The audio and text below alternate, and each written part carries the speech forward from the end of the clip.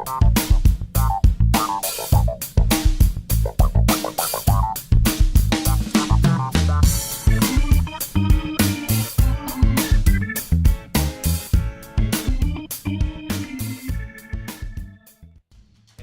welcome back to my channel. This is Canadian Retro. I had to change the lighting a little bit here because I've noticed in my last couple of videos that it's really been overexposed, like there's an amount of light on me. The lights up above me, I had to turn them off, so that's why the lights are brought down really low here. I hope it's not too romantic for you or anything like that, because I really want you to not get distracted by my beautiful looks, but actually focus in on the pickups here today. So let me get started on this immediately. The first thing I wanted to show you actually is a total bonus, which I really appreciate. A little while back there I did a deal with a family member of one of the students that I teach, and they approached me, not the family member, the student approached me the other day and said, oh, they wanted to give you this as well. So this is just something that was thrown in so that I should have it. It's the manual, sorry for the glare there, the manual for the Dreamcast that I picked up. So really cool. I didn't have a Dreamcast manual, so kind of nice. Obviously I'd be looking for a box in the future, but still that's pretty cool right there. Moving on from there, I actually had a pretty decent week. It's been a couple of weeks.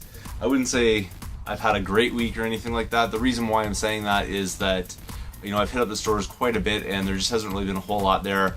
But I do keep running into, you know, people I know that are collectors, people I know that are resellers, people that I know from just seeing them in the shops, and if I'm seeing them on that regular basis, there must be a ton of people going in there, you know, when I'm not there. So kind of interesting though, but it seems like every single thrift shop I walk into, I'm having a conversation with a fellow collector I've either done trades with, met before, whatever, you know, and I don't begrudge people for going out and hunting, and that's, you know, great and all, but it's starting to get a little oversaturated out there, so it's making it a little bit harder to pick some things up. But I think considering all that, I did a pretty good deal here.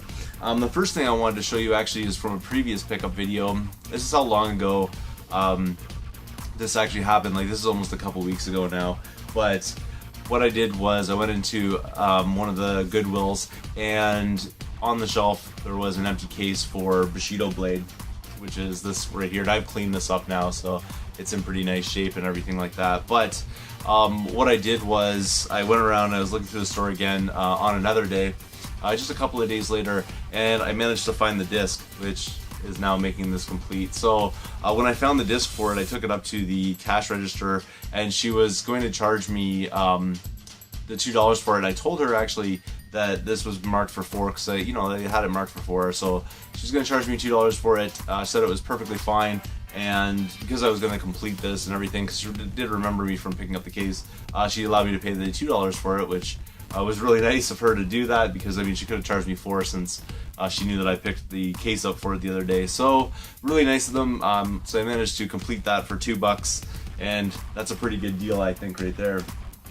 Moving on from there, I'm trying to remember what order this came in. This also came from a Goodwill, and I totally can't remember the price for this, but I'm imagining I paid either $4 or $5 for it, and it's TMNT Mutant Melee. Fairly certain I paid probably $5 for that one, and it's complete. I sort of checked out reviews after the fact. It looked really interesting on the back, like 20 playable Teenage Mutant Ninja Turtles characters and stuff like that, but apparently it's a pretty generic fighter, which is really unfortunate. You know, it's like supposed to be like Smash Brothers or something like that, or Power Stone, and kind of the video of it kind of reminds me of Power Stone, but just not nearly as good or something like that, I think, is the impression that I get from this one. But you know, still nonetheless a decent find. I don't know if I'll end up keeping it or not. The disc is in pretty decent shape. It's not too bad at all. A few light scuffs on it, but no big deal. And I'll have to do a case replacement, because I just noticed right underneath the disc there's actually a crack in the green case, but otherwise in pretty decent shape. So it's kind of nice. Moving on from there, I walked into the same Goodwill. This is on a different day. It was sort of like a one item a day kind of thing lately, but this was the one item I picked out that day, and it was a Spice, I call it Spice or Orange GameCube controller. It still needs to be cleaned up a little bit, but I got that one for $5. Thought it was a pretty good deal. I already have one of these in my collection, so basically I'll probably be on the lookout for a couple more, and then I'll just get rid of all my other ones. I really like this one. It's just sort of unique in its color scheme or whatever, so you don't see those ones too often, so I thought I'd pick that up for $5. Moving on from there, I also stopped in, this was actually yesterday, stopped in at a Value Village and spotted this, which was pretty surprised to see another GameCube controller, a purple one here, indigo color, and that one there was $5. I haven't actually gotten into this one yet. I left it in the bag here, so I'll just open this up. Seems like it's in pretty decent shape, should work nicely and all that. So, you know, GameCube controllers are kind of sought after these days with the whole Smash Brothers craze going on. So really nice to, and you know, GameCube in general, but really nice to get another GameCube controller. I'll probably end up selling this one off though, just because I have like a bunch of Wavebirds, so I don't really need these ones necessarily, even though I do like that orange one. And then this was today, so I'll just go through the controller stuff here. Today I picked up an N64 controller. Again, this one here was $5.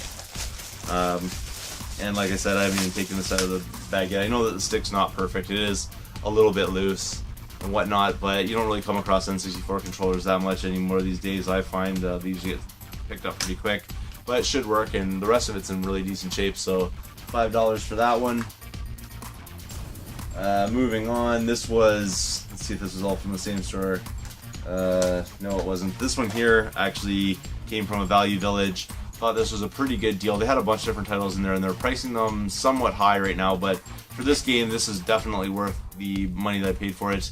Marvel Ultimate Alliance, and I paid $6 for that. This game, for some reason, I mean, I know obviously it's going to be out of print right now, so they're not making more of them. I think it was fairly early title, because I do remember actually this on, I don't remember if it was 1 or 2 though on the original Xbox, but maybe 2 didn't come out for the original Xbox. I'm not totally certain, but even still, this would have came out, you know, fairly early in the life cycle of it. I think it was like 2006. This one came out. Might have been after that.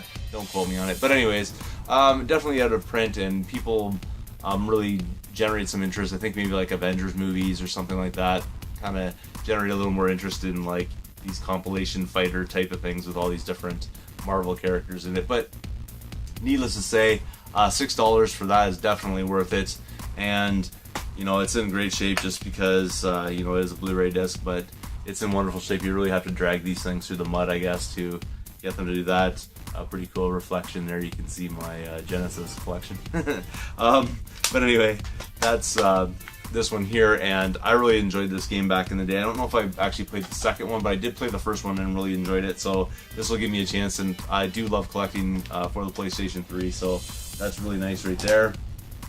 And then stopped in at a Goodwill that actually has gotten a couple of PS1 titles lately, so kind of nice. The two that I found though, and the first one here I wanted to show you, is actually pretty cool for me because it's going to be a upgrade, because mine is a greatest hits copy, and I've been looking for a black label copy of this, which is kind of funny because that's sort of been the a little bit of a theme lately. I actually have found Final Fantasy Tactics the other day or whatever, and it's had a black label version which I was looking for, and then I got this one here, which is Tekken 3, so that's pretty awesome right there. That was $2, which you can't beat that deal.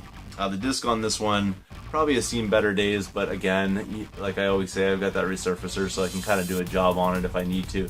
I think it'll probably play. It looks pretty awful right there, but I think it'll probably play anyways, and just happy to you know, get a black label edition of it for my collection, so that's really nice. Not black label, but still definitely worth it. You're never really wasting your money if you're picking up these. These are great for trade and sale and things like that. And this one is Spyro 2 Ripto's Rage. And this is the greatest hits edition, obviously, from the green you can see there. But the case on this one was pretty beat up, but in the store I just kind of swapped out the case. The disc on it is in better condition, definitely, than the other one I just showed you, rather. So it's in pretty good shape. I can see a few like minor scuffs or whatever on it. I'm sure it'll play perfectly. And this will probably be trade fodder, I think, because I believe mine is a black label edition. I'd have to go through and actually check it out over there and see, but still cool nonetheless, and definitely not going to leave that behind for $2. And then finally here, I actually was having quite a few rough days, not really finding a whole lot. I mean, I found that N64 controller, GameCube controller, but yeah, I have to keep in mind that's driving around to like 5 different thrift shops just to find like one item a day sort of thing is not really, you know, what a killer haul or anything like that. But I ended up scoring pretty nicely at a Goodwill today. It was sort of my last stop of the day, and I got there just in time because there was a person coming in right after me that was looking through video games, so I managed to get a pretty good haul, and I was nice enough to leave a few titles behind. Like I left, for PS2 I left San Andreas behind, just because I already have copies of it, and I have it on the original Xbox. I also left a copy of Battlefront for the PlayStation 2, Star Wars Battlefront rather, just because it wasn't in the world's greatest shape. The artwork was a little bit warped and stuff like that, and honestly, I was going to leave that for somebody else, just because, you know, make somebody else's day a little bit if they wanted something like that. But I picked up a few for myself, PlayStation 2 titles wise. First one I didn't have in my collection is Freedom Fighters, which really looks quite interesting actually. It's, you know, it's like going to be something where you're shooting and whatnot, but it just looks like a different sort of perspective, so I don't really know if that's a first-person shooter. I'm not totally certain about it. I don't know a whole lot about this title, but thought I'd take a chance on it.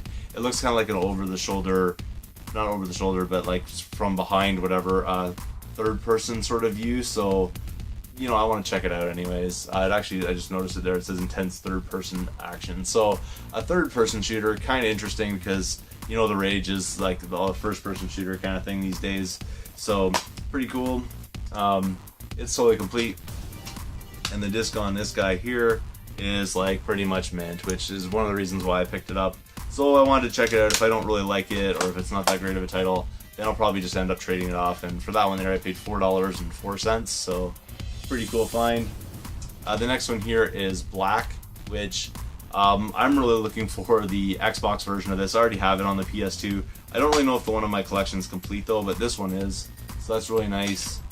And the disc is got a few minor scuffs and stuff on it, but nothing major, so it's pretty cool right there. And again, for that one there, it was $4.04. This is a game that, like on the original Xbox, I really enjoyed. I really want to get into my Xbox collection, but you know, PS2 will have to do for now. And obviously, because I have another copy of this, I'll probably just end up trading either this one or that one off, depending on which one's in better shape. Probably this one's in better shape though. And then moving on, this is something I've been sort of on the lookout for because I think this is exclusive to PS2. Correct me if I'm wrong, I'm not totally familiar with everything to do with this series, so you let me know, but it's Metal Gear Solid 3 Subsistence. And that's pretty cool right there. Again, for $4.04, and both discs are in there. I'm not going to pull all those out, but everything's like really mint, even the manual's in really great shape. So couldn't leave that behind for $4.04. It was pretty cool. Another like total classic here was Silent Hill 2. Thought I'd pick that up. I know that would probably be some pretty good trade fodder. And again, just totally complete. And I believe this one as well is in great shape. Just trying to remember.